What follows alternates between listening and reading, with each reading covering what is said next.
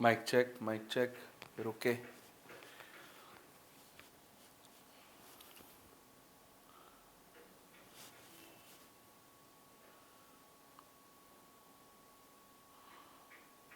Okay.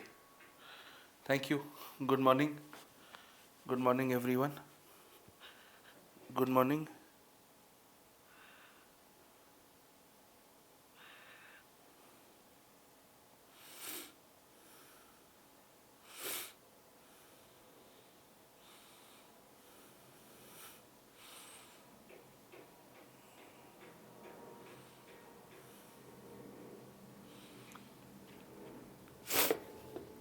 Good morning.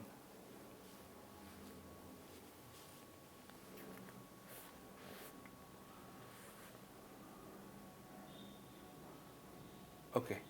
Good. Good morning, everyone.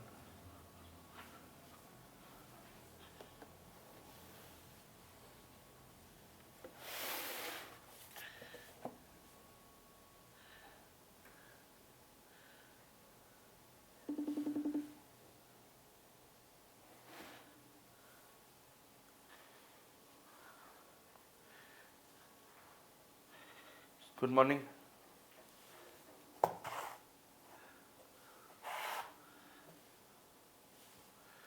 Yes. Can you all hear me clearly? All okay? Okay, good. So let us start. Good morning, everybody. So this is the end batch. We had covered, we're in our first theme at the moment.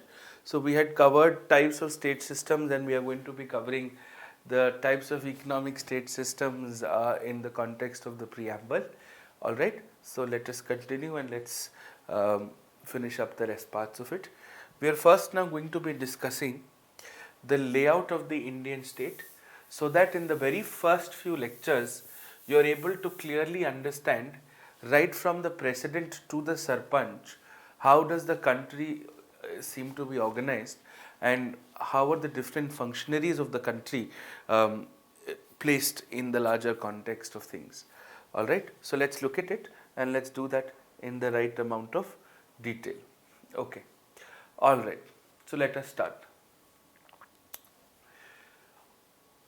We're going to make a big table out of it, and I expect you to also make a similar table with your context. Okay, so at the extreme left you will write branch and put a right arrow, and below branch you will write level and put a down arrow. Okay, put a level, put a branch, and put a down arrow. Okay, then you will make a column and end it there. Then you will write L. L stands for legislature, a broad column. Then you will make a second column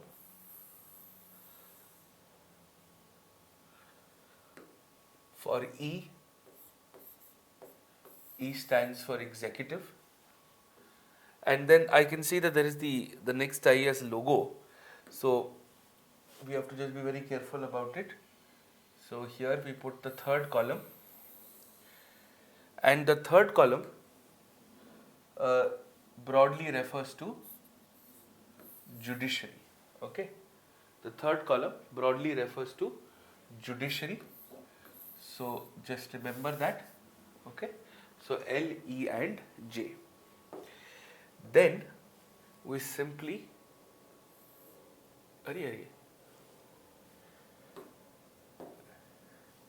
then we simply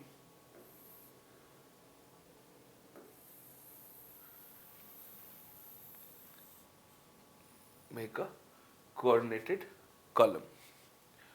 Okay, now let us understand the structure and the layout of the Indian state. Let us start. We are going to first be looking at the center, right? We are going to first be looking at the center. so that we can understand exactly what it is we are referring to. So you write center. Okay. Now, from the legislative point of view, we have a bicameral legislature. So you can write Lok Sabha and Rajya Sabha. Okay. Lok Sabha and Rajya Sabha. And each of them have two types of members. Now Lok Sabha only has elected members. Rajya Sabha will have elected as well as nominated members. And a simple way to remember what the nomination criteria for Rajya Sabha is LAS. You know, LAS, literature, arts, science, social service. Okay, literature, arts, science, social service. Alright, so this is how it is. Now, we know Lok Sabha, we discussed direct and indirect elections. So remember this. Both of these, all of this is indirect. Lok Sabha is indirect democracy but direct elections. Rajya Sabha is again a form of indirect democracy and indirect elections. And indirect elections. Okay? Indirect elections. Okay? Are we clear on this? Okay?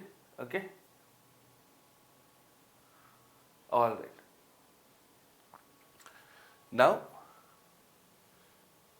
we come to the executive and we understand the executive is going to have basically two kinds of executive: elected executive and the permanent executive. Now please understand the difference. Elected executive are basically ministers and permanent executive is basically your civil services. Elected executive is the mantri, permanent executive is the babu. The babu you want to become, not the babu you have or want to have. Two very different things. This is the babu you should want to become, not the babu you have. Two very different things. Okay? If you become the babu you want to have, you will never become the babu you want to become. Extremely important concept in life. Okay? Alright. So, permanent executive and elected executive. Okay. Is the voice too low? I don't think it is. Now, elected executive comprises of the Prime Minister, the Council of Ministers, which is basically including the Prime Minister, and then you have certain terminologies. Like for example, a minister is the head of a big ministry. A minister of state is the assistant to the minister of a big ministry. And then you have something called Minister of State Independent Charge. That is the minister of a small ministry. Alright. So Minister of Finance, minister. But Minister of Panchayati Raj will usually be an MOSIC. The basic idea is that the total number of ministers cannot be more than 15% of the strength of the Lok Sabha. We'll cover it when the time is right. So don't worry about it. Okay? Are we clear on this? Okay. Now, at the helm of affairs, we have the president at the center. Okay? Now, we simply draw another line and we come to the layer of the states. Okay? We come to the layer of the states.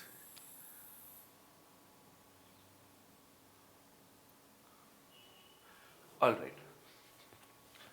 Now, for the states, we have states / union territories. Now we have the governor as the head for the states and we have the Lieutenant Governor as the head of Union Territories. Okay, head of Union Territories. Now, at the level of the states, things are, we're essentially looking at two kinds of divisions. Either you're going to have states or you're going to have union territories. So, you're either going to have states or you're going to have union territories. Right? Now, what is Lok Sabha at the center?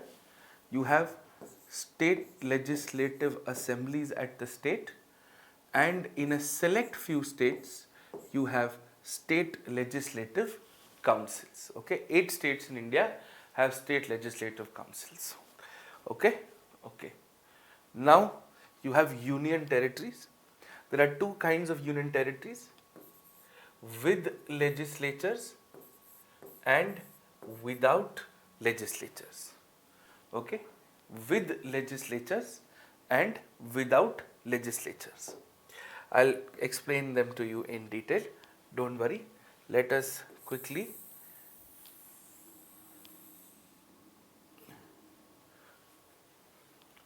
draw this properly.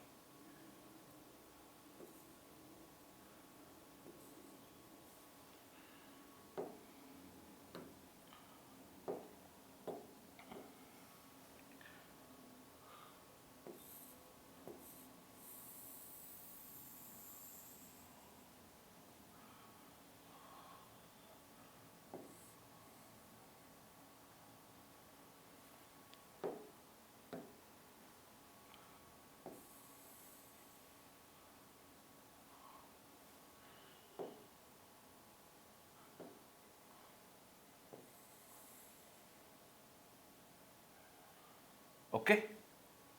Alright. Here, the exact same thing.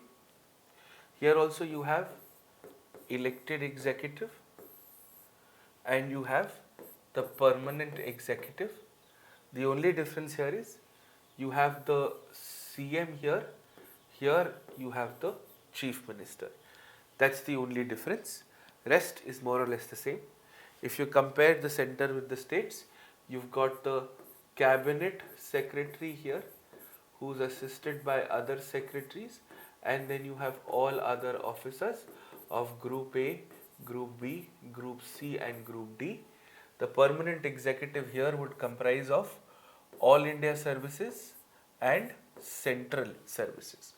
All India Services are IAS, IPS and Forest Service, not Foreign Service, Forest Service. Foreign Service is Central Services. So, Foreign Services, Revenue Services, Railway Services, etc. are Central Services. So, All India Services are those which are recruited by the center, removed by the center, but they largely work at state cadres. Central Services are recruited by the center, removed by the center, and they work for the states. Okay. In the permanent executive, this central services changes to state services. The cabinet secretary changes to chief secretary, and everything else more or less remains the same. You have all India services officers at the level of the states as well. Okay. Now let's come back to the legislatures. So, like the Lok Sabha, you have only elected members to the legislative assemblies, but you have elected and nominated members to the legislative council. Now, if LAS is Rajya Sabha, you and I are sitting in a class, so class is state legislative councils. So, CLASS. C stands for Cooperative Societies, Literature, Arts, Science and Social Services. Literature, Arts, Science and Social Services remains the same as Rajya Sabha nominations, and Cooperative Society is added, so it becomes a matter of the state subject. Okay, so this is how it is. Now, union territories with legislative assemblies basically have a legislative assembly, and the ones that here, they don't have a legislative assembly. Okay, that's the basic difference. There are only 3 union territories which have a legislative assembly. They are Delhi, Pondicherry, and now recently J&K. Okay, otherwise all other union territories don't have legislative assemblies. They just have union territories, and irrespective, their heads are called lieutenant governors. Okay, now see, Lok Sabha MP is called an MP. MP stands for Member of Parliament. Rajya Sabha MP is also called an MP, stands for Member of Parliament. Member of the Legislative Assembly is called an MLA. Members of the State Legislative Council are called MLCs. MLCs. Whereas in Union Territory, if there is a legislature like Delhi, so Delhi also will have MLAs only. Okay, clear on this? So this is largely how it is divided at a national level. You're either a state or a union territory. If you're a union territory, it might be with legislature or without legislature. In India, you have at the moment 28 states and 8 union territories, out of which 3 have legislative assemblies and 5 union territories don't. Very recently, Jammu and Kashmir is the only state in the history of this country to have been demoted from a state to a union territory, and most recently Daman and Diu and Dadar and Nagar Haveli have been integrated into one union territory. They are no longer 2 union territories. Alright, so this remains the same, this remains the same, we are fine here. Okay, alright.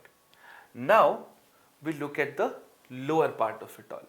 This can get slightly confusing, you just have to pay absolute attention. Now we are inside a state.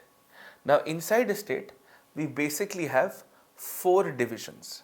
Okay, there is a district, there is a subdivision, there is a subdivision, there is a block, and there is a village. Okay, now when you are within a when you are within a state, then you would want, we live in a world of 2 Indias. An India which has issues with Netflix, and an India where there is no electricity for 10 hours a day. And that is the differentiation at the local level, right? So we are largely talking about rural and urban. Okay, we are largely talking about rural and urban. So we have a further differentiation on the basis of rural and urban. Okay, a further differentiation on the basis of rural and urban. Okay, so we'll start from the lowermost. We need to create a house here. Now before we do that, and before I forget, legislative assemblies are again like the Lok Sabha, indirect democracies but direct elections, whereas state legislative councils are again indirect democracies, but they are a combination of direct and indirect elections. They are a combination of direct and indirect elections. Okay, now the first 2 levels, center and state, these are the 2 forms of indirect democracy, and these 2 forms of indirect democracy are basically in and around choosing a representative who's going to take certain actions on your behalf. But we want power to be given to the people. We want the community to decide what is best for them. So we now need to look at tools of direct democracy, which we had discussed in the class before, I think day before yesterday. So we start from the lower level. Now in the rural part of the country, we have a 3-tier system. In the urban part of the country, we have a 2-tier system. We'll do all of this in detail. So at the village level, the Lok Sabha or the assembly at the village is called the Gram Sabha. Now what is the difference? See, you are choosing an MLA, you are choosing your Lok Sabha MP. Here you are the local MP, you are the local MLA of the Gram Sabha. You don't choose members to the Gram Sabha, you are a member of the Gram Sabha. Anybody who is fortunate enough to come from a village and is above 18 years of age, you are not choosing the village parliament, you are the village parliament. You will always be the village parliament if you are above 18 years of age. Okay, so this is called Gram Sabha. Alright, now a couple of villages come together, then you have a cluster of villages called a block. This is called Panchayat Samiti. Okay, this is called Panchayat Samiti. You have no representative division at the sub-district level. No representative division whatsoever.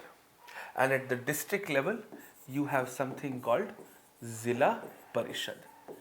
You have something called Zilla Parishad. Okay, understood? Now, basically, a couple of villages make a block, a couple of blocks make a subdivision, a couple of subdivisions make a district. Alright, okay. Now, yes, permanent executive. Now, let's come to the next part. Okay. Now, urban. In urban, you have a two-layer setup. There is going to be nothing at the subdivision level and there is going to be nothing at the block level. Okay, nothing at the subdivision level and therefore nothing also at the block level. Now, at the town level, at the smaller urban unit level, you will have something called a ward. शहर है तो अंग्रेजी नाम रखेंगे ना accent के साथ ward, ठीक है? And then at the district level, at a higher level, depending on the size of the urban area. Okay, so if it is a small size, then it will be called a municipality. It will be called a municipality. If it is a medium size, it will be called a municipal council. And if it is a large or an extra large size, it will be called a municipal corporation. Okay, a municipal corporation. So this is largely how your local self-government is organized. Now, if there is a legislature, there must also be an executive, which means there is going to be a rural elected executive and there is going to be an urban elected executive, and then of course you are going to have permanent executives. We'll further divide permanent executives into civil and police because the more grassroots you get, the more diversified it can be, right? So how does this work? Very simple.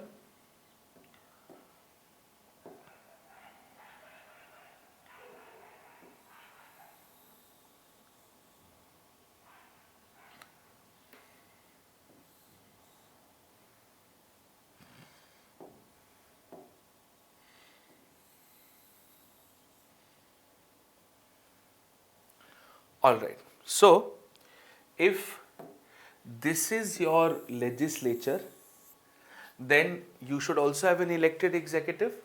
So if it's a small village, you're going to have a council of ministers and a PM. So the prime minister of the Gram Sabha is called Sarpanch, and if it is a big village, you may want to have council of ministers as well. They are called Gram Panchayats. They are called Gram Panchayats. Okay, and similarly, Panchayat Samiti, you have head of Panchayat Samiti, and if it's a big block, you can have a Panchayat Samiti Council. Okay, if there is no representative division, there cannot be an elected executive as well because we are in a parliamentary form of democracy. So that is out. Similarly, in urban also, this is going to be out. Okay, are we clear on this? All right. Now, district also you have. So you have the head of the Zilla Parishad. and you can have the Zilla Parishad Council. Right? This is how it is done.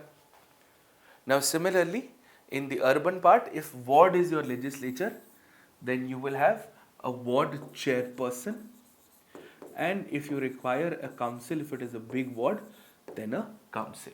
This can change from state to state. That is not compulsory. Okay. Now at the you don't have anything in the urban part at the block level, so you will have nothing here also, and then you have urban directly at the district level, and therefore you have something called a mayor. And if it is a big council or a corporation, then you will have a mayor plus some councils. Okay, mayor plus some councils. Okay. So if you have the cabinet secretary and assisting the cabinet secretary, you will have some secretaries. So home secretary, finance secretary, foreign secretary. At the state level, you will not have a foreign secretary. At the state level, you will not have a defense secretary. कि कट्टा बना रहे हैं promote करने के लिए. The more local you get, the more tangible your office divisions become, right? So similarly, at the district level, if you understand this carefully, we are going to look at the permanent executive, civil and police together. There are separate divisions though. So we'll start from the top. You've got the DM. The DM is like the chief secretary or the cabinet secretary of the district. And if they are assisted by secretaries, the DMs are also assisted by ADMs. So ADMs are actually people who work in the DM's office. So there is going to be ADM land, ADM law and order, ADM development, ADM welfare, ADM health, ADM women, ADM minorities, ऐसे करके, ठीक है? ADM. So ADMs and DMs are working at the district level. Then at the SDM level, you have SDM. Subdivision level, you have SDMs. And of course, you have assistant subdivisional magistrates. Similarly, at the block level, you have BDOs and you have assistant block development officers. SDM level पे भी होता है, you have ASDMs, who one of them will be land, law and order, etc. etc. करके. And then at the village level, you will have tehsil related officers. Okay, Patwari, tehsil, etc. etc. Okay. Ab, because it's the grassroots, it's the district, we have civil and policing powers which are differentiated. So here you will have SP and you will have DYSP at the district level. At subdivision, you will have SDPO and assisting SDPOs, and then here you will have an SHO in the police setup, and here you will have inspector grade or constabulary grade here itself, right? Now the interesting part is that if you notice very carefully, your career after you are done with your training and everything starts at the subdivision level, where those of you who become IS will become SDM and your police counterparts are going to become STPOs. Okay, they're going to become STPOs. Clear? This is the magnificent structure of this beautiful country that we live in, from the president to the sarpanch, as I had told you. But let's not forget our beloved judiciary, so that you understand how this works. Okay, so you've got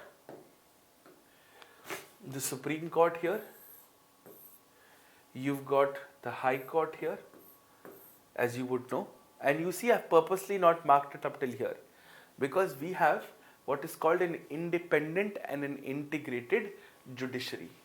What is called an independent and an integrated judiciary. Now, both of these collectively are called higher judiciary. These are called higher judiciary, and they are appointed through a collegium process, which is basically a bunch of judges. Both of these are self-appointed. These are appointed by the judges for the judges. Then you have a district court where the judge is called a DJ, a district judge, right? Now this, and then you have your lower judiciary. So anything district court and below is called lower judiciary. They are recruited by the states, and the interviews are actually taken by the high court judges of the state. The high courts are responsible for the management of all the other lower courts as well. So you have a district court, and then you have lower courts as well. So at the block level, at the subdivision level, you will see a civil court and a criminal court. A criminal court is also sometimes called a sessions court. Okay? And then you have the lowest court in this country. This is called the Gram Nyayalaya. This is called the Gram Nyayalaya. Okay, the Gram Nyayalaya. This entire ecosystem is the formal judicial system. You can start from the lowest court, go on appeal to the highest courts, right? Now, because the courts are extremely tedious, they're extremely complex, and a lot of times people are not able to get the justice at the right time, and sometimes the matters are not worthy of the attention of the courts. So sometimes you often have what are called informal courts or alternate disputes or alternates to the courts. So at the lowest level, you would have heard of something called a Lok Adalat. I'll write with a different thing so that it's easier. It's called a, for example, it is called a Lok Adalat. Now, a Lok Adalat is out of the formal court system.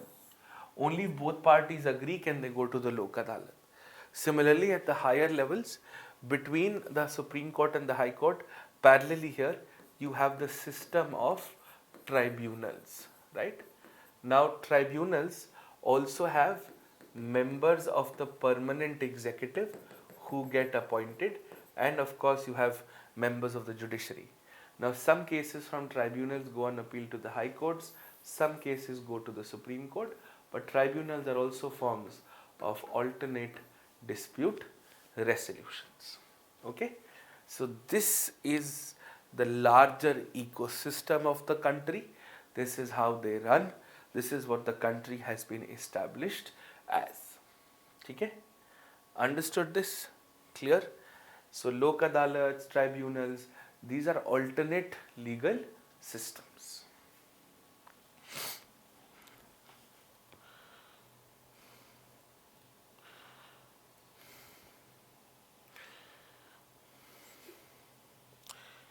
Alright, I'll give you about 3 minutes, 4 minutes. You can take a note of this and then we'll begin again.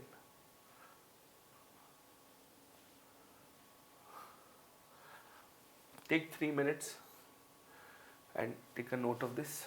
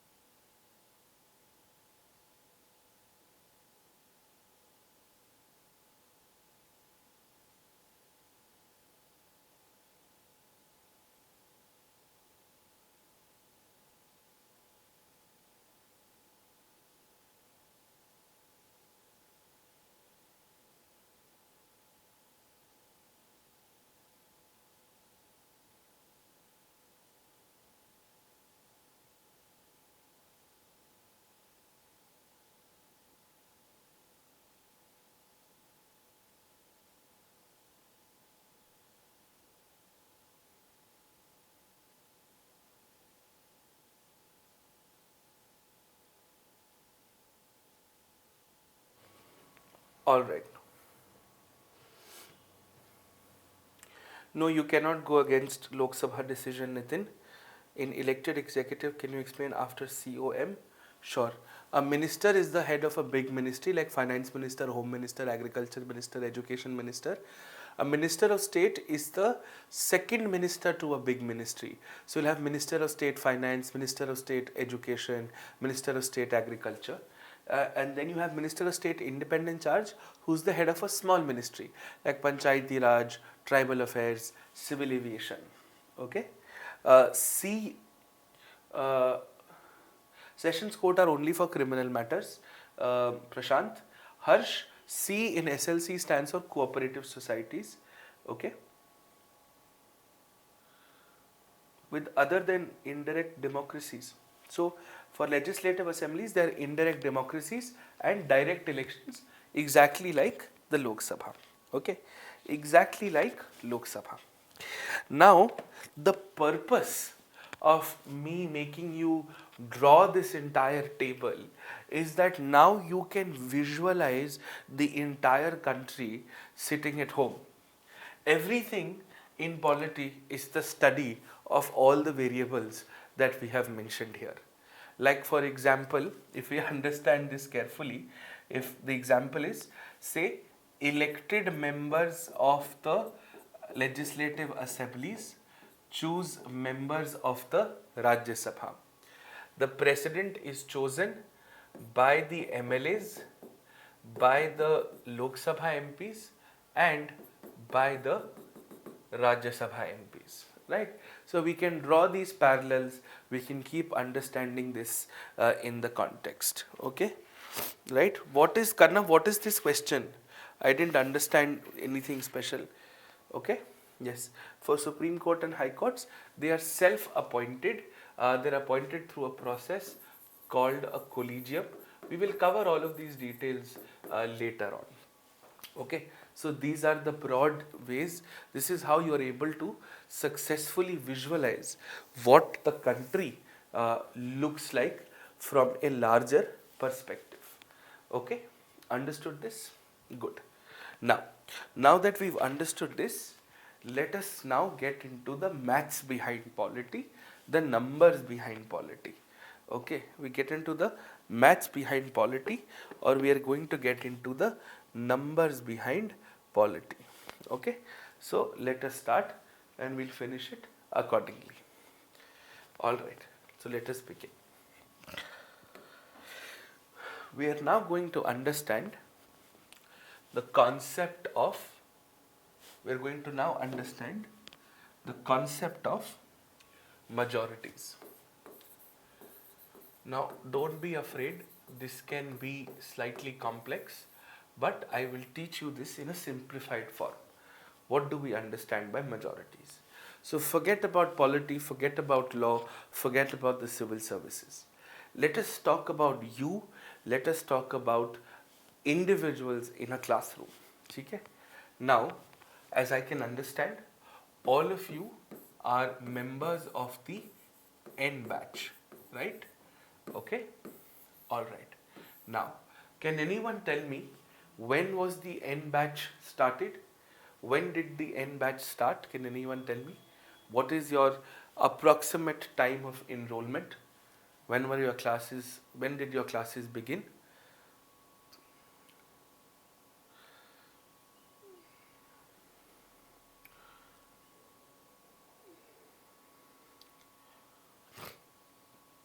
Gram Sabha is the legislature, Gram Panchayat is the executive.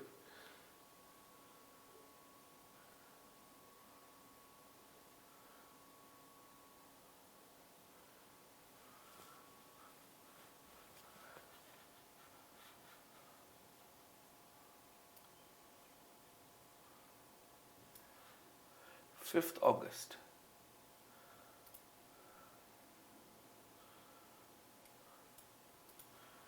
5th. Got it. 5th August. Okay. Thank you. So let's say August.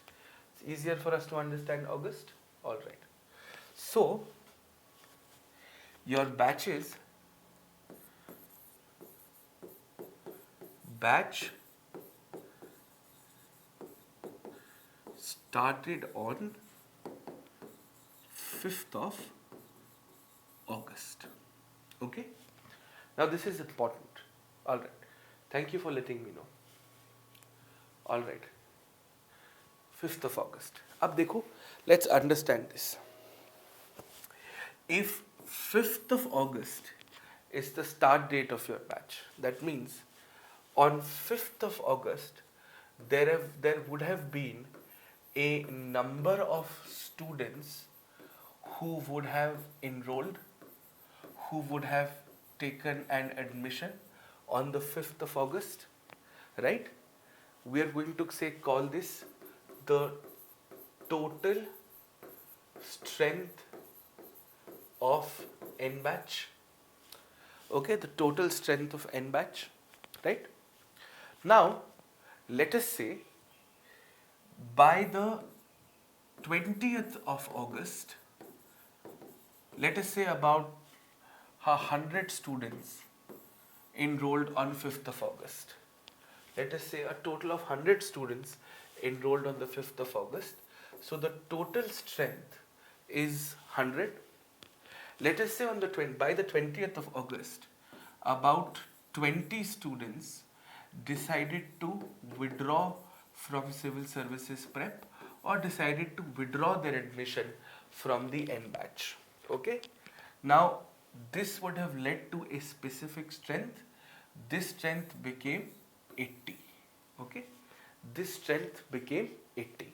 Let us call this the effective strength. Okay? The effective strength, because we are looking at 20 students who have withdrawn from the course. Okay? 20 students who have withdrawn from the course. Right?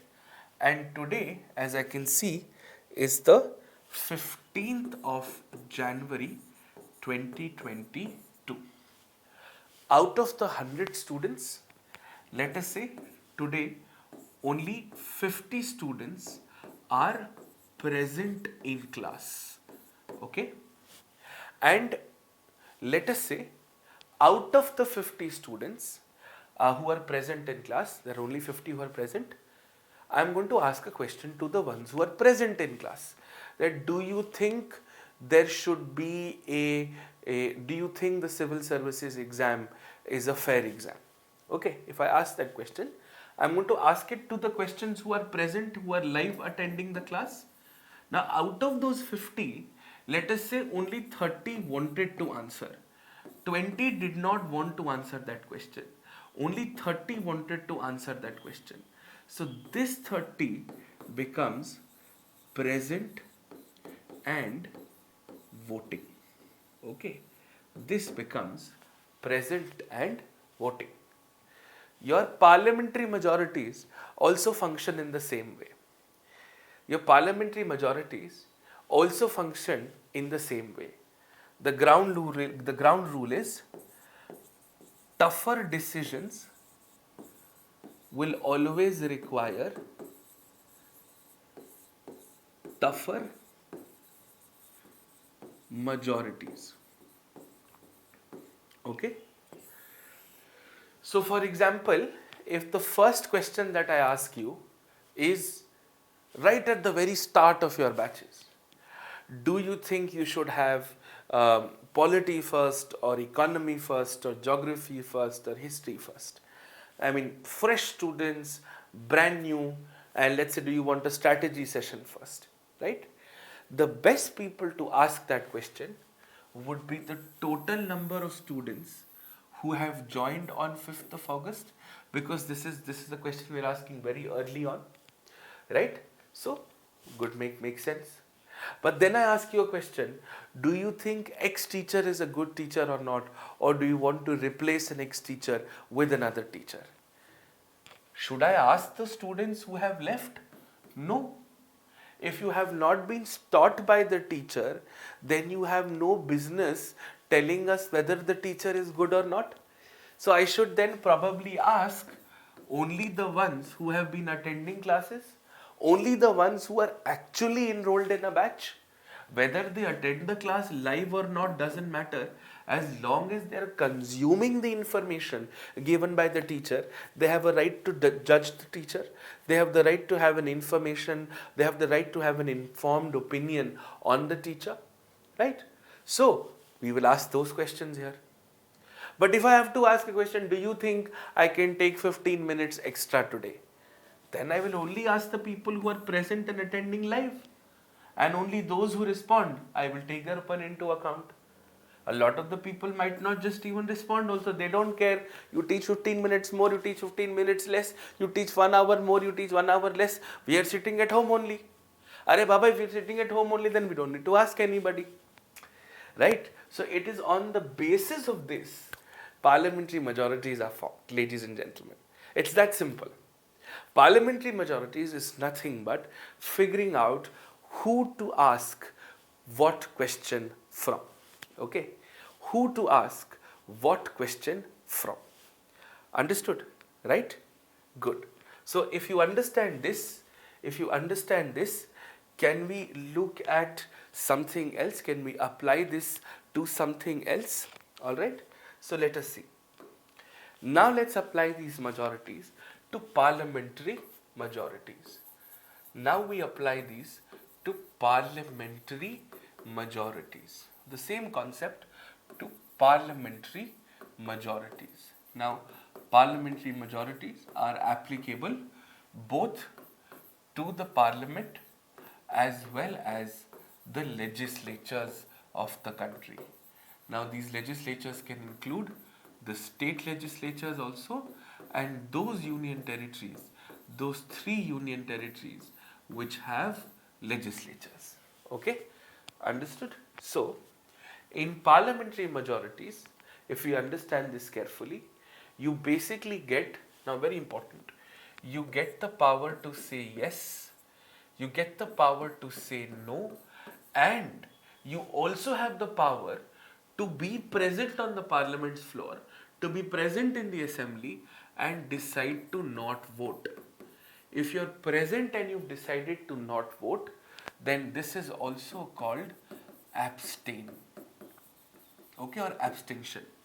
This is a common feature across all parliamentary systems. This is a common feature across all democratic systems, whether it is the Security Council or the IMF or the Parliament or the legislatures. Now you would have a question, sir, why would we allow an MP and MLA to be present and not vote? Because voting is the job of the MP and the Parliament. If somebody has taken the grand effort to come to Parliament, and you know what the attendance of our beloved MPs and MLAs are, if they've taken the grand effort to come to the Parliament, why are you allowing them to not vote? Because as much as this is a legal question, this is also an ethical question. And the answer to that ethical question is a very simple one, and I'll explain this through a simple example. Let us say we are talking hypothetically about the voting of farm laws in the Lok Sabha. Okay, the voting of farm laws in the Lok Sabha. Let us assume the farm laws have not been passed, they have not been repealed, they are being voted for the first time. And you are a BJP MP from the state of Punjab who seems to have the highest amount of objection to the farm laws. Now, if you vote yes to the farm laws, no doubt you will prove your loyalty to the BJP, but you will betray the constituency which has elected you as an MP. So that is a problem. But if you vote no, no doubt you will uphold the trust of the constituency, the people of your constituency, but you will betray the very hand that cradled you. The very hand for UPSC essay that rocked your cradle. The very hand under whose patronage you were able to become an MP in the first place. हाँ बोलेंगे तो दिक्कत है, ना बोलेंगे तो दिक्कत है. So what is the best way to go about it? The best way to go about it is silence. When we will study the freedom of speech and expression, you will also understand if you have the right to freedom of speech, if you have the freedom of expression, you also have the freedom of silence. And because you have the freedom of silence, you are decided, you can happily decide to not vote. Similarly, in Security Council also, you will often notice that China a lot of times abstains from a lot of votes in the Security Council against Pakistan. Or Russia a lot of times abstains from votes against, say, Iran or Iraq for that matter. Okay? Because of some bilateral partnerships. So we are clear with this? We understand this? So this is why you have the powers to say vote yes or no for that matter. Okay? Now, there are going to broadly be two kinds of majorities. Okay? And I'll first draw a graph of the majority so that you understand how this works. Okay? The graph of the majority is this. The graph will start from here, go here, and then will again go here. Okay? Now, this graph can be divided into two parts. Okay? One half of your majorities will use the fraction more than half, and the second half of the graph, the second type of majorities are going to use the fraction more than 2/3. Okay? So more than half and more than 2/3. And this is going to be from tough to easy and from easy to tough. Okay, this is the graph of majorities. Tough to easy, easy to tough. So what is going to happen is you are going to see something called absolute majority. We'll discuss each of these. Then you are going to see effective majority. Okay, absolute majority. You are going to then see effective majority, and after effective majority you are then going to see simple majority. All of them are going to use more than half of a figure. From simple majority again we go up, you will see special majority 1, slightly tougher than simple but still very easy. Then you will see special majority 2, you will see special majority 3, and you will see special majority 4, and you will see special majority 4. Okay, and this is how things get tougher. Okay, so this is the larger graph of what are called simple to tough majorities. Okay, simple to tough majorities. Okay, understood? Now, let's start from one end. We'll keep plotting them on the graph as and when we get to it, and it will be very easy for you to understand. ठीक है? चलिए. So let us look at all the majorities which use more than half as your figure. We've got basically three kinds of such majorities. The first majority is called an absolute majority. The second is called effective majority. Now your Lakshmikant and books can often get this part wrong, so you have to pay a little bit of attention here. And these are called simple majorities. Okay? Now, let's understand by each of these what do they mean, what are the different ways that can be used, and so on and so forth. So first things first, absolute majority is a political majority. absolute majority is a political majority. It is only and only used to establish majority in the lower houses. To only and only used to establish majority in the lower houses, which means it is used only and only in the Lok Sabha and also in the state legislative assemblies. This also by extension has started to be used in local self-government, in your Gram Sabhas and in your block panchayat samitis and your Zilla Parishads as well. But from a parliamentary point of view, they're primarily being used in the Lok Sabha and the state legislative assemblies. Okay. Now the figure here is a very simple one. The figure here is more than half of the total strength of that specific house.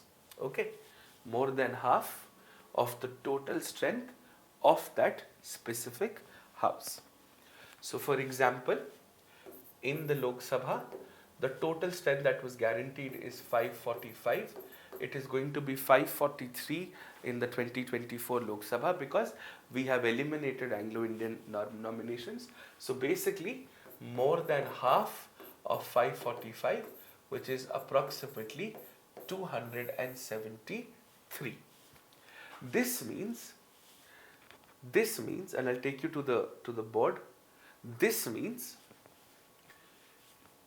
whichever party or a combination of parties is able to get minimum 273 MLAs belonging to that combination or that single party, they will be able to decide who gets to be a minister. They will be able to decide who gets to be a minister. This does not mean that the ministers will necessarily come from the Lok Sabha. No, it simply means that the party who has a majority in the Lok Sabha, they will decide who the ministers are going to be. The ministers can come from the Rajya Sabha as well. For example, Jaishankar, who's the current Foreign Affairs Minister, is a member of the Rajya Sabha. But he gets to be the Foreign Affairs Minister because he comes from the BJP and the BJP wants him to be the Foreign Affairs Minister, and the BJP has more than 273 seats in the current Lok Sabha. Absolute majority gives you the power to decide who is going to be a minister. You can decide whether a Lok Sabha MP or a Rajya Sabha MP. Doesn't matter elected, doesn't matter nominated. Anyone that you decide can become a minister. There's absolutely no problem with it whatsoever. Okay, this is extremely important, right? So this is what is called absolute majority. For example, we are currently in the 17th Lok Sabha, which started from 2019, is going to go on till 2024, and in the 17th Lok Sabha, the BJP alone has won 303 seats. The BJP was actually a part of a coalition called the National Democratic Alliance, but this coalition is sort of pointless right now because the BJP alone has 303 seats in the current Lok Sabha. Alright, 303 seats in the current Lok Sabha. So, this is called an absolute majority. It is to establish majority in the local houses. Alright, this is called absolute majority. It is only used at the time of government formation. It is only used to establish authority to decide who the ministers are going to be or not. Okay, at the time of it. After the elections, when you're deciding to form government. Okay, so this is called.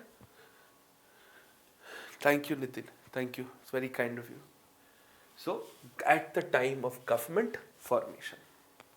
Now, let's come to effective majority. See, what did we use the example for as far as effective majority was concerned? Here we said we wanted to ask the students on teacher feedback, right?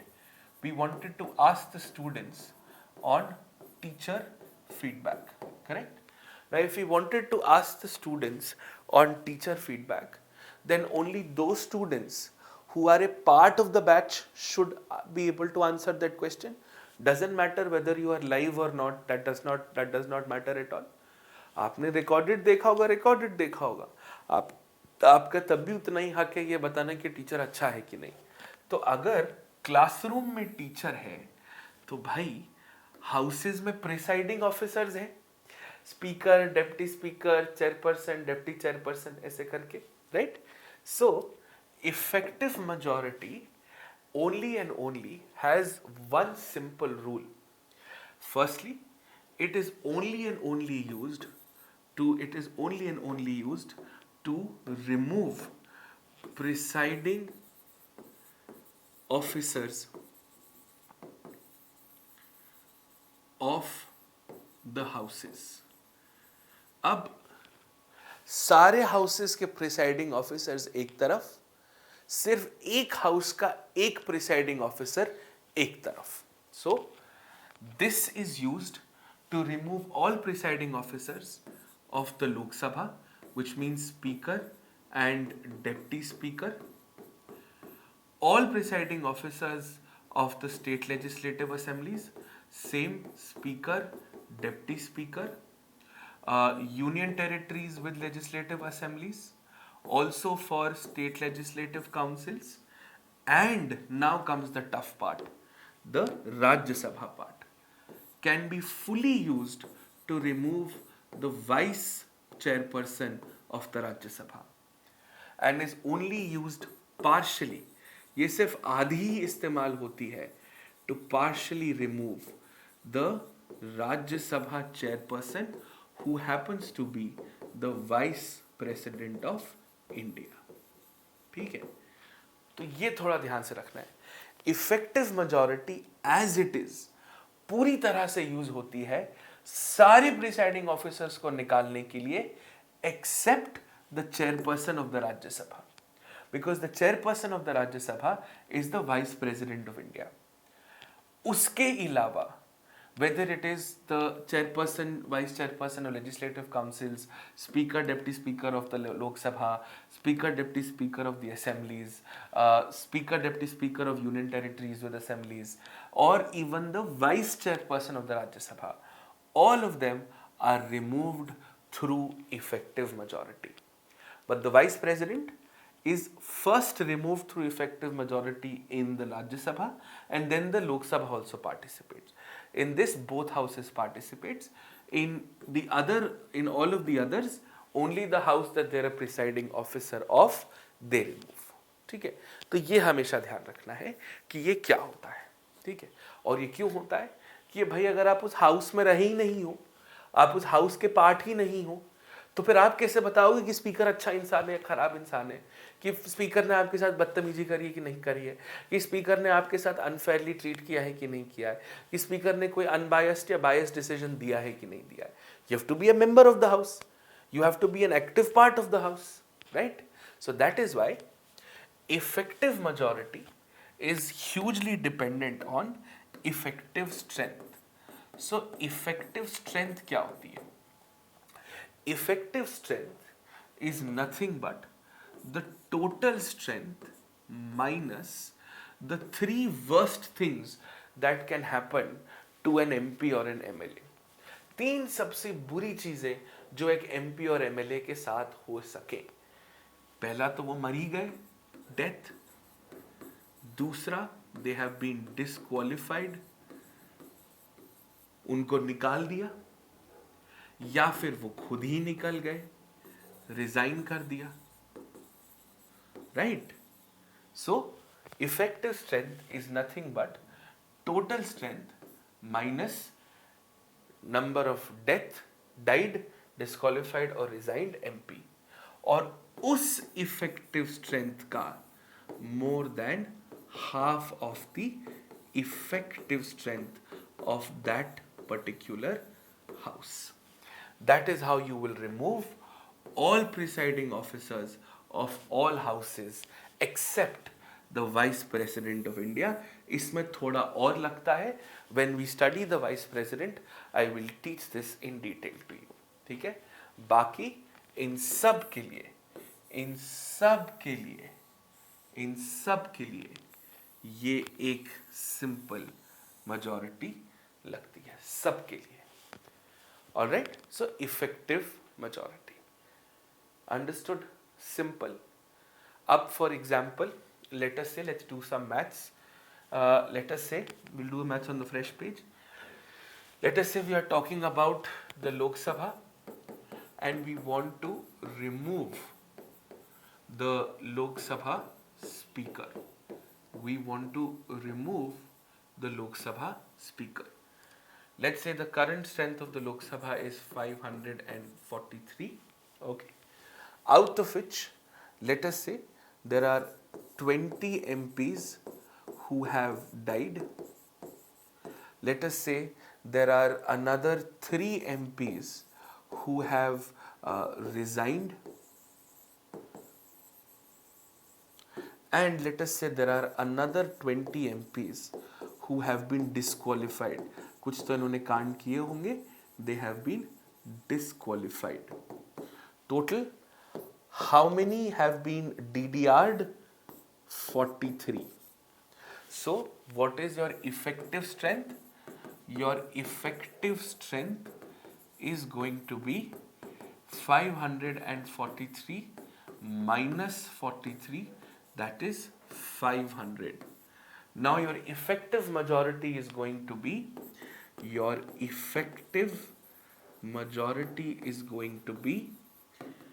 more than half of 500, which is 251. मतलब इस case में you would require minimum 251 votes to remove the Lok Sabha speaker. ताकि कोई फालतू में भी निकाल पाए, ताकि कोई फालतू में ना निकाल पाए और कोई फालतूपने में इनको छोड़ ना सके. ठीक है, कोई फालतू में ना निकाल पाए और कोई फालतू जना इनको पार्टिसिपेट इनके प्रोसेस में ना कर सके. ठीक है, so this is how effective majority functions. This is the basic principle of what is called effective majority. Okay, the basic principle of what is called effective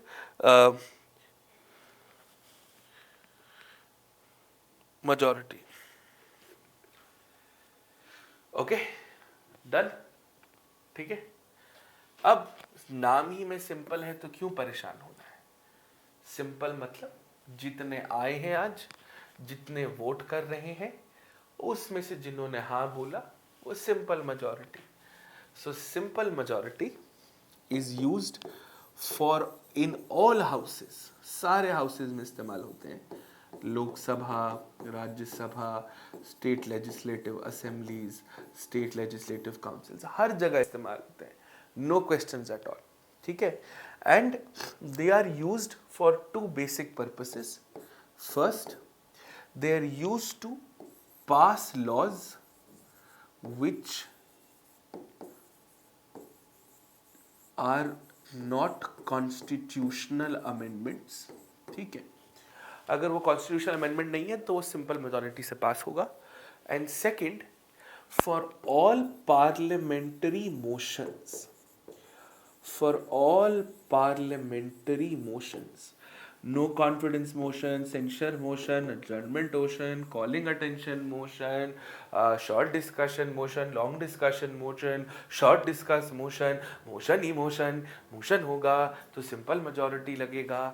बस नाम के आगे मोशन होना चाहिए, सिंपल मेजॉरिटी लगेगा. चाहे पार्लियामेंट हो, चाहे स्टेट लेजिस्लेचर हो, कोई फर्क नहीं पड़ता. सिंपल मेजॉरिटी मतलब एक नॉर्मल कानून जो कॉन्स्टिट्यूशन को ना बदले एंड नाम के आगे मोशन हो. That is all that matters. Simple majority वहीं लगती है. In fact simple majority happens to be your default majority. मतलब if it is not mentioned what kind of a majority in a non-constitutional sense, then please assume it is called a default majority. Okay, okay, understood this, right? Now simple majority is, this is how it is. Your mathematical calculation is more than half of those who are present and voting, because those who are present and not voting are abstaining.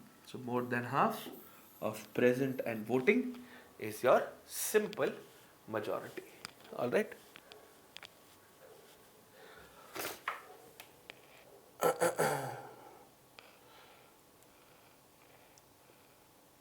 नहीं, disqualification temporary क्यों होगा भाई? इससे किससे बोला? वो suspension temporary होता है. ठीक है.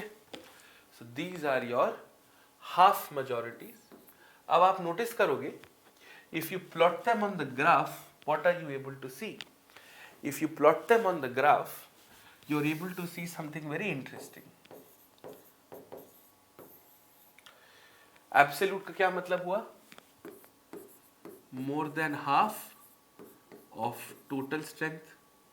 इफेक्टिव क्या हुआ? More than half of effective strength. It will be a subset. And in सबका सबसेट क्या होगा?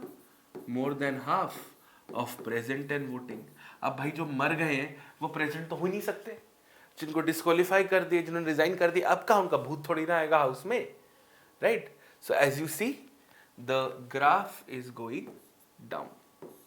अब नीचे जा रही है तो जिंदगी की तरह उभरेगी भी, ऊपर भी आएगी.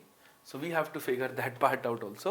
So we have absolute, effective and simple, and from absolute, effective and simple we are then going to move to the other forms of relay. ठीक है, the other forms of relay. चलिए इसको करते हैं अच्छे से. Let's understand this as clearly as we can, as simply as we can. Okay, understood this? चलिए. Now we move to special majorities.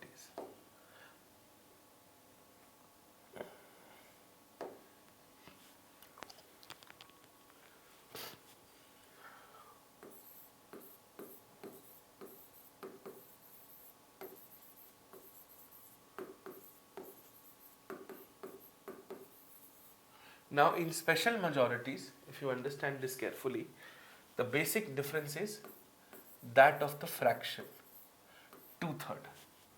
Now the first question is, why is there a fractional difference? Why are we looking at more than 2/3? It's because this is symbolic. We are using a higher fraction because directly or indirectly it is going to affect the federal structure or institutions or functionaries of the country. Okay? कहीं ना कहीं वो centre state पे impact जरूर डालने वाला है. कहीं ना कहीं it is going to have a center state impact, which is why we need to qualify this, showcase this with more than 2/3 of present and voting. ठीक है? So let's understand this. Let's try and get this right, and let us see how far and how well can we go about this. ठीक है? तो चलिए शुरू करते हैं. Let's get this right. Let's sort this out. Right? Now, पहली बात तो मैं क्लियर कर देता हूँ. I thought I'll tell this later to you, but मैं भी बता देता हूँ. That these terms that we are referring to, है ना? Absolute, effective, simple, special majority 1, special majority 2, special majority 3. These words are not mentioned in the constitution. ये लक्ष्मीकांत चचा की देन है, तो सब 10 सालों से यही चिपकाए पड़े घूम रहे हैं. The constitution only and only mentions the procedure. It says, for example, the speaker of the Lok Sabha can only be removed by a majority of the then members of the house, or for example, a no confidence motion can only be passed with a majority of the members, by a majority of the members present and voting. वो ऐसे लिखते हैं. इसलिए in the prelims exam you will never see any of these terms ever mentioned. In the prelims exam you will never see any of these terms ever mentioned. Okay, never ever will you see these terms which are mentioned. Okay, all right, चलिए next part. So when we use the word special 1 2 3 4, ये हमारी innovation है, constitution में कहीं नहीं लिखा हुआ है. This is something you must very clearly and categorically understand. So we've got basically 4 kinds of majorities.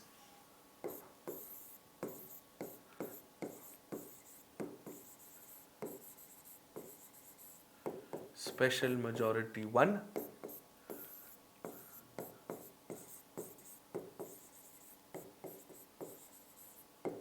special majority 2, we've got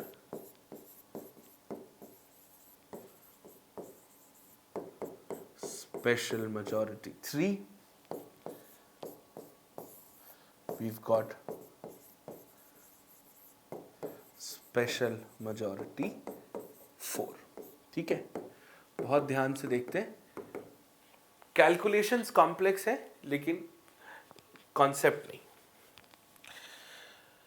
So as you know, as we've seen the graph, this is going to go from easy to tough, and absolute to simple was tough to easy.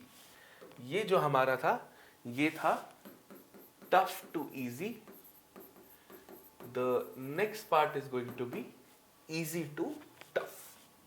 The next part is going to be easy to tough. So special majority 1, ये क्या होता है, कैसे होता है? Let's understand this clearly. So special majority 1, बहुत clearly मैं बता देता हूँ, is only used either in the राज्य सभा or in the state legislative assembly. ये सिर्फ 2 ही जगह यूज होती है. Why? Because both of them will have a federal impact. Rajya Sabha is in fact chosen by the MLAs of that specific state. इस majority को हम प्यार से resolution majority या permission majority भी कहते हैं. ठीक है, resolution majority या permission majority भी कहते हैं. Right? Now let's understand ये कहाँ इस्तेमाल होती है, कैसे इस्तेमाल होती है. For example, the Rajya Sabha has certain special powers because of the fact that it has been chosen by the states. Suppose you want to authorize the parliament to make a law on something which is in the state list. You want to authorize the parliament to make a law on something which is on the state list. Parliament ordinarily नहीं कर सकते. Suppose you want to add or subtract an all India service. Suppose you want to add or subtract an all India service. Suppose there are certain emergencies that you may have to approve. ये when the time is right, I'll give you the exact articles, so don't worry about it. Right? या फिर if the state assembly is requesting कि हमको ना एक legislative council बनाना है, तो parliament बनाएगा लेकिन request legislative assembly से आएगी. So these are the 3-4 areas where special majority 1 is often used. Okay, where special majority 1 is often used. Okay, and the basic maths is more than 2/3 of present and voting. बस और कुछ नहीं. More than 2/3 of present and voting. That is it. This is your special majority 1. It is mostly used only in the Lok Sabha, in the Rajya Sabha and the legislative assemblies, and these are, colloquially called resolution or permission majorities. This is the kind of majority that we would use. ठीक है? All right. Now, special majority 2. Special majority 2 is only used in the Lok Sabha and the Rajya Sabha. It is not used at states or, for that matter, union territories. Not at all. Only Lok Sabha and Rajya Sabha. ठीक है? अब यहाँ क्या होता है? See, special majority 2 is used only for 2 reasons. The first reason is to pass a specific type of constitutional amendments. Constitutional amendment भी 2 तरह के होते हैं. We'll discuss after this part. A specific type of those amendments, and 2, to remove certain key functionaries, to remove certain key offices such as Supreme Court Judge, High Court Judge, CAG, है ना, ऐसे करके. And see, all of them will have a federal impact. The Supreme Court decides on center-state disputes. High Court judges are the highest judicial authorities of the state. CAG gets to audit center in state. So कहीं ना कहीं एक federal impact जरूर है. ठीक है? This is where you use special majority 2.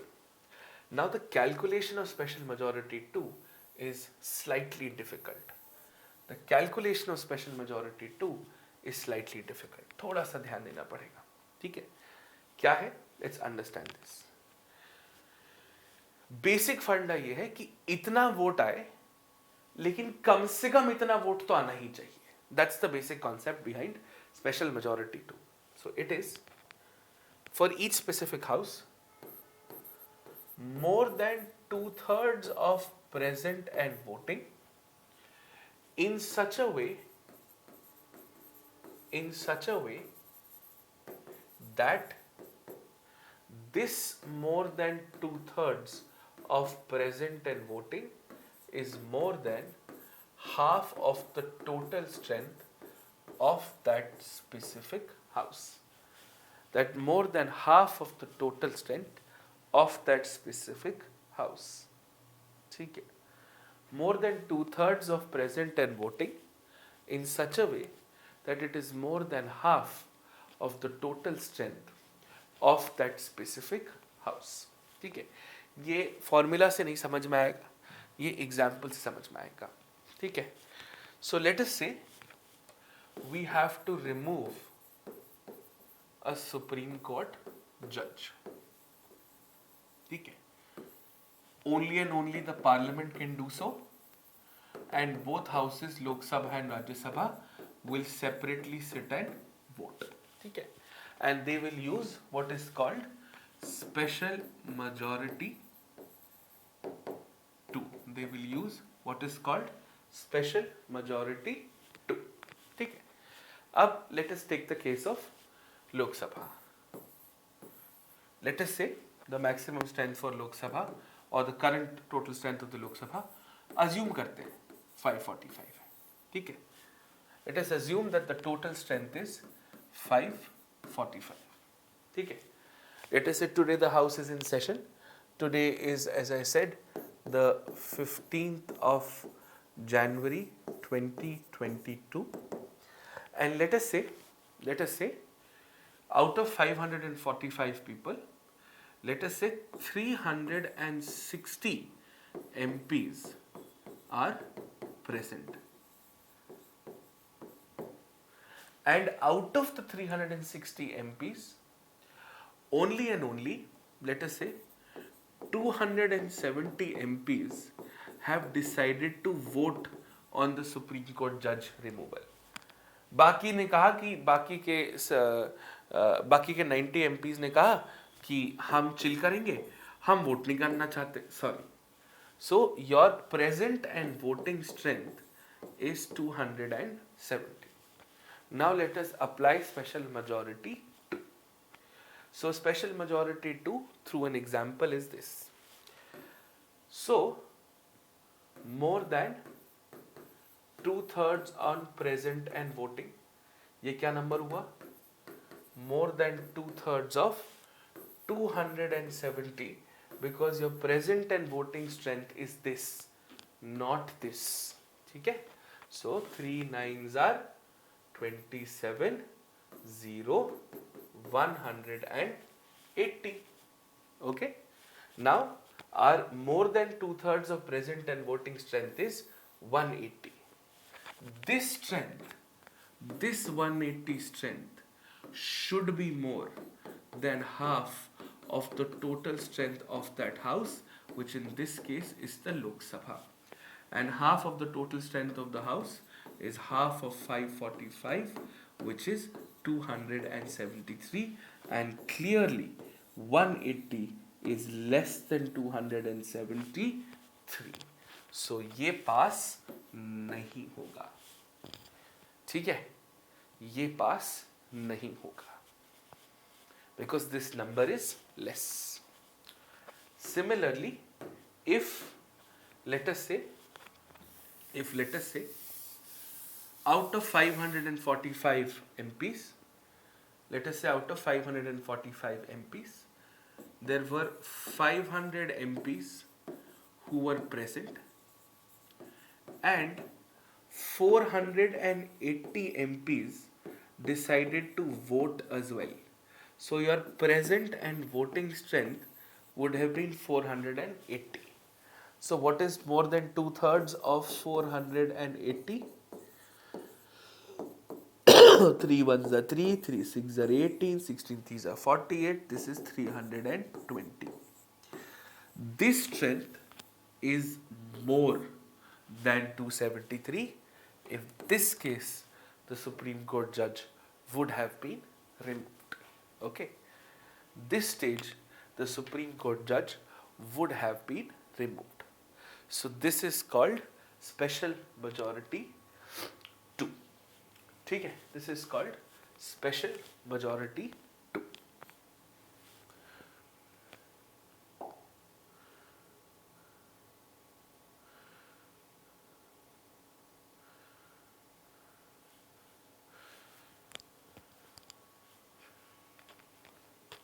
Clear? All right. Now let's come to special majority 3. थोड़ा सा कॉम्प्लिकेटेड है, बस ज़्यादा मुश्किल नहीं है. Special majority 3 is an extension to special majority 2. तो आधा काम तो सेम ही है. So special majority 3 basically has 2 steps. Step 1 and step 2, or phase 1, phase 2. Special majority 3 is only and only used for one purpose, for a specific type of constitutional amendments. For a specific type of constitutional amendments. ठीक है? So let's understand what this is. Let us solve this. ठीक है? So let's look at it. Step 1. Step 1, only and only in the Lok Sabha and Rajya Sabha. And step 2, across all state legislative assemblies, including union territories with legislatures. State legislative councils में ये नहीं लगता because they are not uniform. Okay? Step 2, only after step 1, and step 2 is for all legislative assemblies including union territories with legislatures. That means 28 states plus 3 union territories, total 31 legislatures. ठीक है? Total 31 legislatures में ये जाएगा. Alright? Are we clear? Okay? Now of course depend करेगा नितिन. चलिए, let's look at this from a simple point of view. So जो step 1 है, it is exactly the same. it is exactly the same as special majority 2. Exactly the same. Exactly the same. मतलब more than 2/3 of present and voting in such a way that it is more than half of the total strength of the house. ये लोकसभा में bill pass होगा, ये राज्यसभा में bill pass होगा. It will be passed using this specific majority. Now once both the Lok Sabha and the Rajya Sabha separately, they will never sit together because otherwise the numbers will always be in favor of the Lok Sabha, will separately pass using special majority 2, right? The same bill will be sent to all 31 legislatures. अगर नहीं होंगे तो बोलेंगे special session बुला के एक काम के लिए आ जाओ, ठीक है? Will be sent to all 31 legislatures.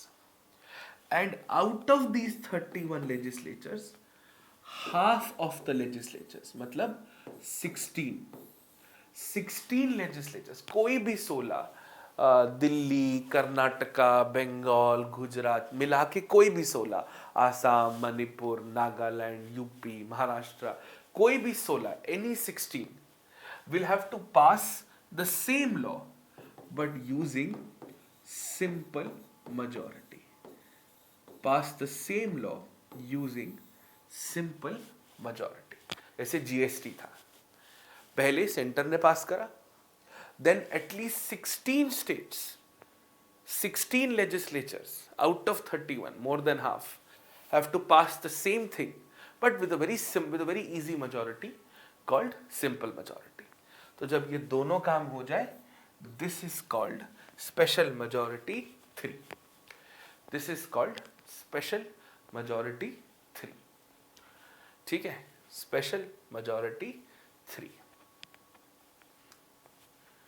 Then you have special majority 4.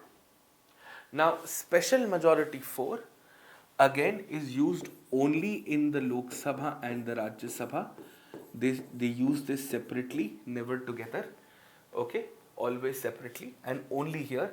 It is not used anywhere in the states at all, and it is only used for one and one purpose only. ये मुश्किल नहीं है because the maths is very high number, but it is very easy. It is to remove or to impeach the honorable president of India.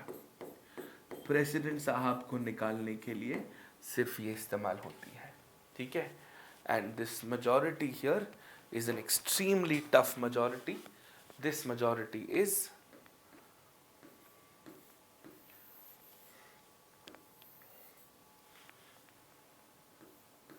more than 2/3 of the total strength of that specific house. Is more than 2/3 of the total strength of that specific house. More than 2/3 of the total strength of that specific house. ठीक है? Clear on this? So I'll put the slide back. If you just plot it, you will see how our graph was right all along. So here it is more than 2/3 of present and voting. Here it is more than 2/3 of present and voting. In such a way, it is basically greater than absolute majority, है ना? उससे ज़्यादा number आने चाहिए. So if you see that number has to always be greater. तो एक तरह से देखा जाए, and when we really draw this graph properly and we plot it accordingly, then your special majority 2, special 3 and special 4 actually will come here, because special 2 is more than 2/3 of present and voting. In such a way, it is greater than absolute majority, which is more than half of the total strength. Here it is special majority 2 plus half of your legislatures. This process is called state ratification. This process is called state ratification. the process of more than half of the number of states, right? Okay, plus state ratification, and this of course is more than two-thirds of the. This is more than two-thirds of the total strength of that house. So this is what your graph looks like. ठीक है, simple majority पीर लिखा है मैंने यहाँ पे. ठीक है, clear, understood. So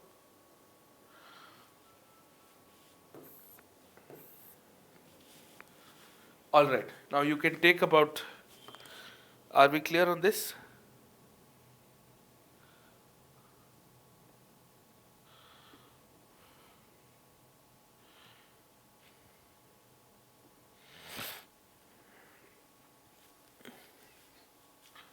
All right.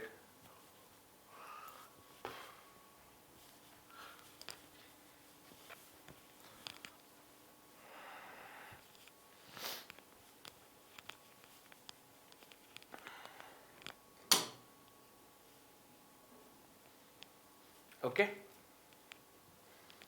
All right.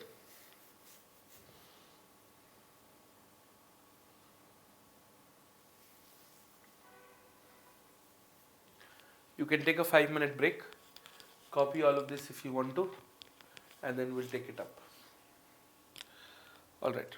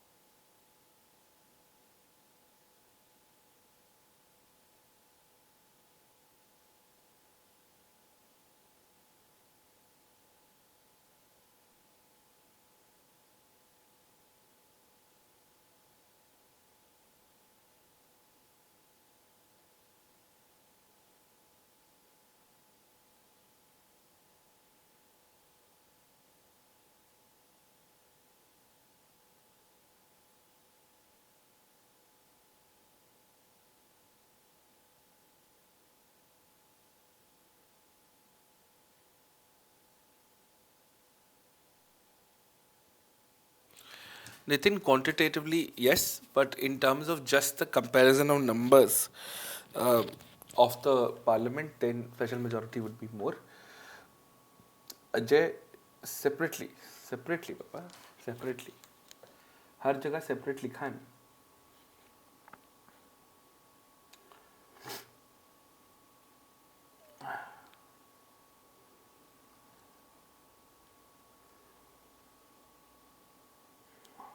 Separately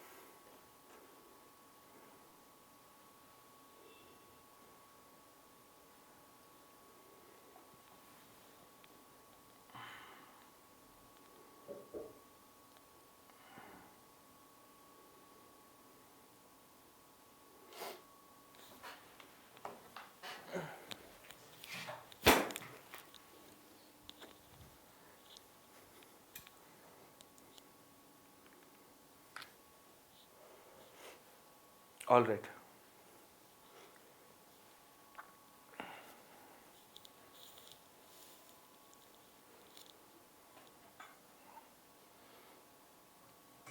okay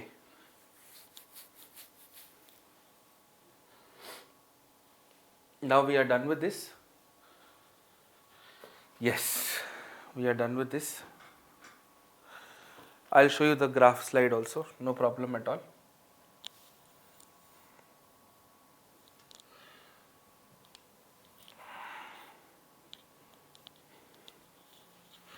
This is the graph slide.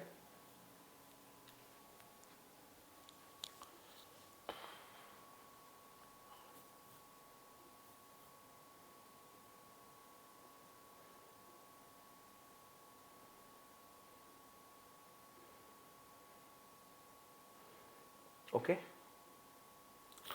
All right.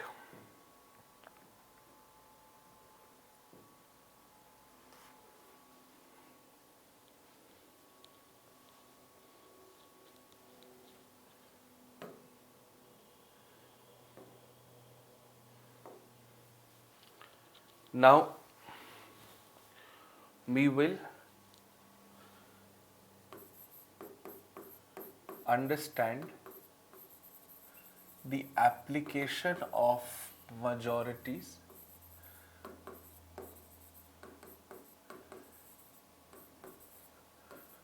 to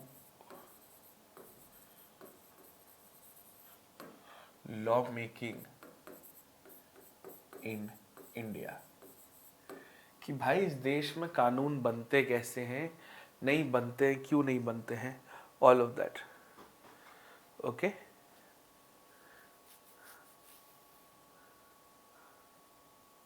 Special majority 4 has nothing to do with the state, only center. चलिए, इस देश में there are basically two and only two kinds of laws which exist in the country. दो तरह के कानून बनते हैं, दो तरह के कानून हैं, है ना. हम बोलते हैं ना, कॉन्स्टिट्यूशन एक तरफ और सारी दुनिया एक तरफ. So similarly like that. Okay, there are basically two kinds of laws, two kinds of legislative processes that happen. Okay, first here and second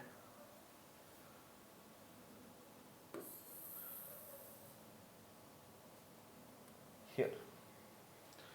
Okay, first here and second here. I'll just draw this properly so that it's easy.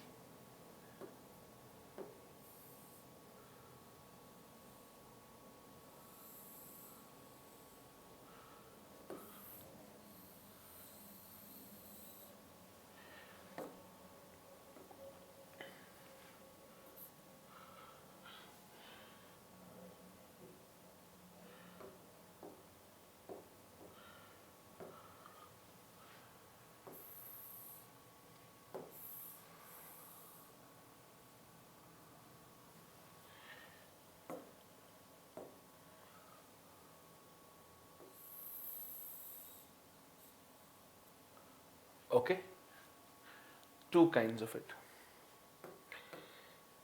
Pehla,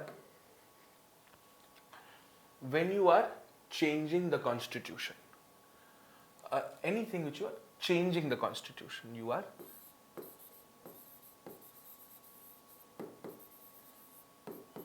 changing the constitution. Okay, or you're changing any other law, you're adding a new law, bringing a new law. So any other law, you might be changing it or you might be bringing in something new. That's okay. Okay, either you're changing it or you might be bringing something new. Now, if you change a law, it is called an amendment. So if you change the constitution, it should be called a constitutional amendment. लेकिन ऐसा नहीं है, खेल branding का है. School DPS होना चाहिए, modern तो जमाना भी है. स्कूल डीपीएस होना चाहिए, मॉडर्न तो जमाना भी है. जूस ट्रॉपिकाना होना चाहिए, रियल तो इंसान भी है ना. So in the same way, all amendments to the constitution are not called constitutional amendments. All amendments to the constitution are not called constitutional amendments. Only those amendments which change those parts of the constitution which are mentioned in article 368, ये थोड़े serious type के amendments हैं. Only those are called constitutional amendments. Everything else is called an act. So if you are changing the constitution, you are amending the constitution, this basically means when you are changing the constitution, you are amending the constitution, this basically means you are either amending something in the constitution under 368 or you are amending something in the constitution which is outside article 368. Outside article 368. तो इसका क्या मतलब हुआ? Either you are amending the constitution under 368 or you are amending the constitution outside article 368. ठीक है, basic फर्क ये हुआ. ठीक है. Now, क्या मतलब हुआ इसका? That these are amendments which are amendments to those articles of the constitution or those schedules of the constitution which are mentioned in article 368. Mentioned in article 368.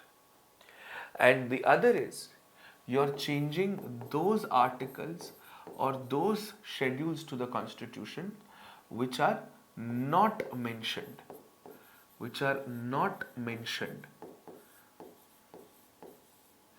in article 368. ठीक है. अब ध्यान से देखिएगा, 368 में भी दो तरीके के हैं. ठीक है, दी 368 में भी दो तरीके हैं. So there are basically two kinds of constitutional amendments under article 368 दो तरह के होते हैं, एक जो फेडरलिज्म को बहुत ज्यादा इंपैक्ट करते हैं, ओके, सिवियरली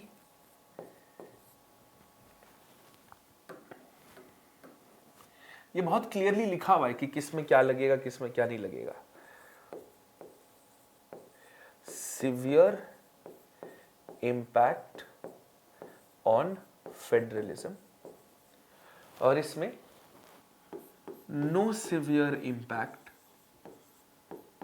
ऑन फेडरलिज्म। ये कानून में क्लियरली लिखा हुआ है कि कौन सा इंपैक्ट होगा, कौन सा नहीं होगा, बहुत क्लियरली लिखा हुआ है, बहुत क्लियरली, ठीक है, understood this.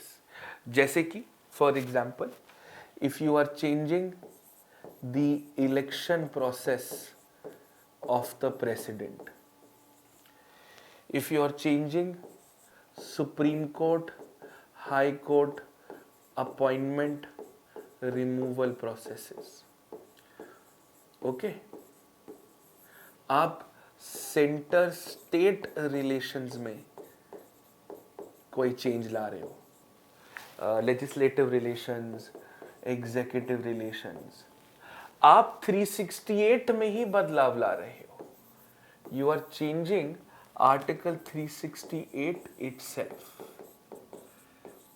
Okay, 368 itself. Then it is a constitutional amendment under Article 368, but of a very very special kind. अब वो special kind क्या होगा? वो special kind ये होगा that you will require special majority 3 for these kind of amendments. This is constitutional amendment under Article 368 with state ratification. Special majority 3. बाकी सब के लिए, if it is under 368 but is not having a severe impact, then it would be a constitutional amendment under Article 368 without state ratification, और इसको हम special majority 2 भी कहते हैं, ठीक है। उसके आगे कॉन्स्टिट्यूशनल अमेंडमेंट तभी लगेगा if it is coming out of 368, ठीक है। But if it is not coming out of 368, clearly लिखा है this is not an amendment, will not be considered an amendment to the constitution under 368, तो चुपचाप भैया simple majority, इनको हम constitutional amendment बोलेंगे भी नहीं, इतनी इज्जत ही नहीं है इनकी, ठीक है, बोलेंगे ही नहीं, इनको हम सिंपली एक्ट बोलेंगे, act, will simply call them an act, ठीक है, will simply call them an act, ठीक है। अब ध्यान से देखना, if you are changing the constitution, ठीक है, आप एक आर्टिकल चेंज करने वाले हो, या तो आर्टिकल में क्लियरली लिखा होगा कि this is an amendment with state ratification, या तो लिखा होगा it will not be considered an amendment at all. अगर दोनों नहीं लिखा है तो आप अज्यूम ये करोगे, your default majority for constitutional changes is special majority 2। अगर नहीं लिखा है कैसे बदलना है उस आर्टिकल को, उस शेड्यूल को, वो 368 के अंदर नहीं दिया हुआ है, या वो भी क्लियरली नहीं लिखा है कि ये तो अमेंडमेंट ही नहीं है, तो आप अज्यूम करोगे स्पेशल majority 2, ठीक है, special majority 2। Now if constitution से कोई लेना देना ही नहीं, कोई भी सिविल लॉ, कोई भी criminal law, Indian penal code, insolvency, bankruptcy, juvenile justice, companies act, कुछ भी, ठीक है। इस देश में broadly there are essentially 3 kinds of laws that are made, 3 kinds of laws. ऐसी चीजें जिनके लिए सिर्फ पैसा लगता है, उसको करने के लिए सिर्फ पैसा लगता है, ठीक है, कोई ऐसी चीज जो कुछ नया आइडिया है लेकिन उस नया आइडिया के लिए पैसा लग रहा है, ये एग्जिस्टिंग आइडिया के लिए पैसा लग रहा है, this is a new idea which will require some money. और कोई एक ऐसी चीज जिसमें पैसा नहीं लगना है, सिर्फ नया आइडिया है, it is essentially A new idea, it is just a change which does not require money. ठीक है, इनको हम मनी बिल कहते हैं, इनको हम सब डिटेल में करेंगे बाद में, फाइनेंशियल बिल कहते हैं, और जो बचा कुचा इसे हम ऑर्डिनरी बिल कहते हैं। ठीक है, एंड ऑर्डिनरी बिल, ठीक है, ये बेसिक फर्क है। गेम ये है कि boss, if it is not an amendment to the constitution under article 368, आप इस देश में ऐसा कोई भी कानून बना रहे हो जो 368 में लिखी हुई चीजों के दायरे से बाहर है, तो भैया चुपचाप सिंपल मेजॉरिटी, सिंपल मेजॉरिटी, यहां सब के बाहर nothing else but simple majority. Okay, nothing else but simple majority. इतना आसान है पॉलिटी, ठीक है, इतना आसान है। Now let's take some examples, example से आपको क्लियर हो जाएगा।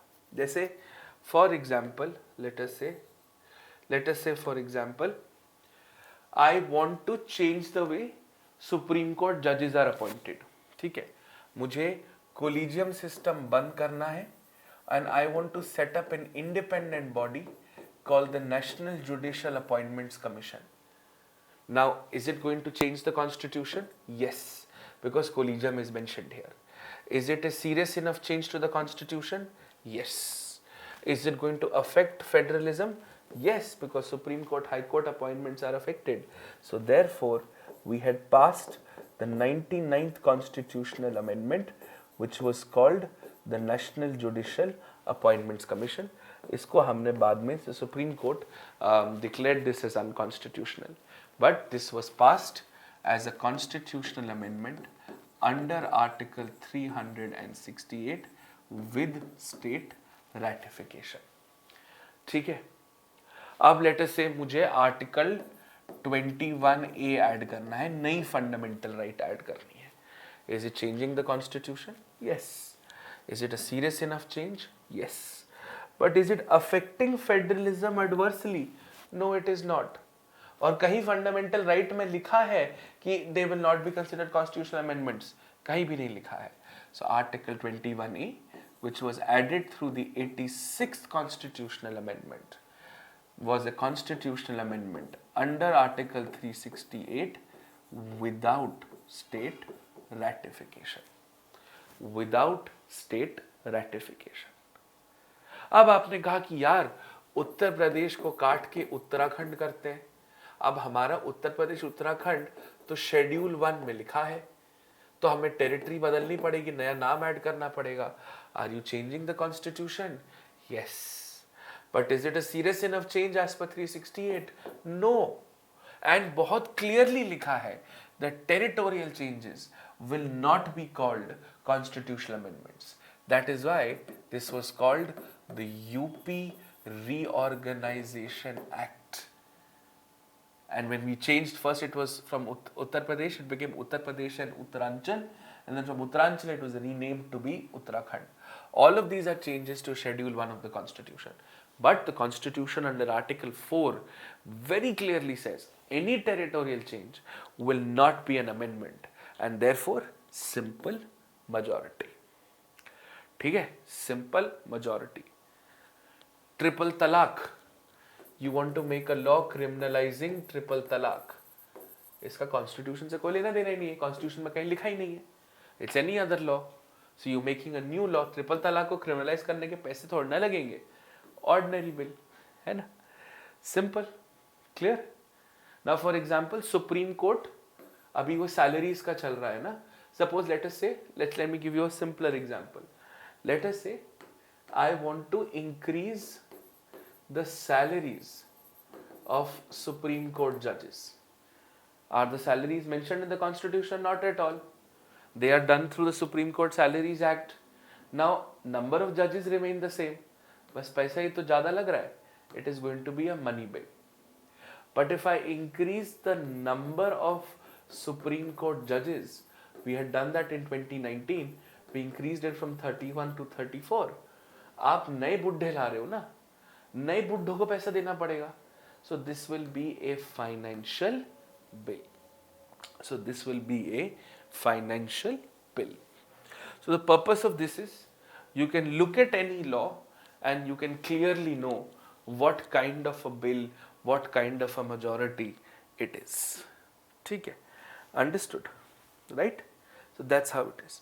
Article 368 gives you a list of things कि इसमें इसमें इसमें इसमें विच स्टेट रेटिफिकेशन लगेगा, बाकियों में नहीं लगेगा नहीं लगेगा नहीं लगेगा, या फिर बहुत क्लियरली बताएगा कि for example in article 4 that any changes made to territory which is article 1 to 3 4 will not be an amendment to the constitution under 368.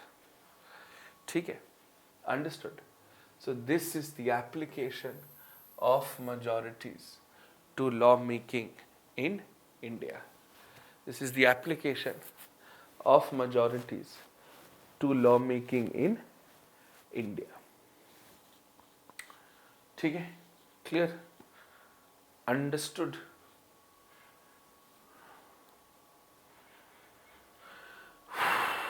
Done.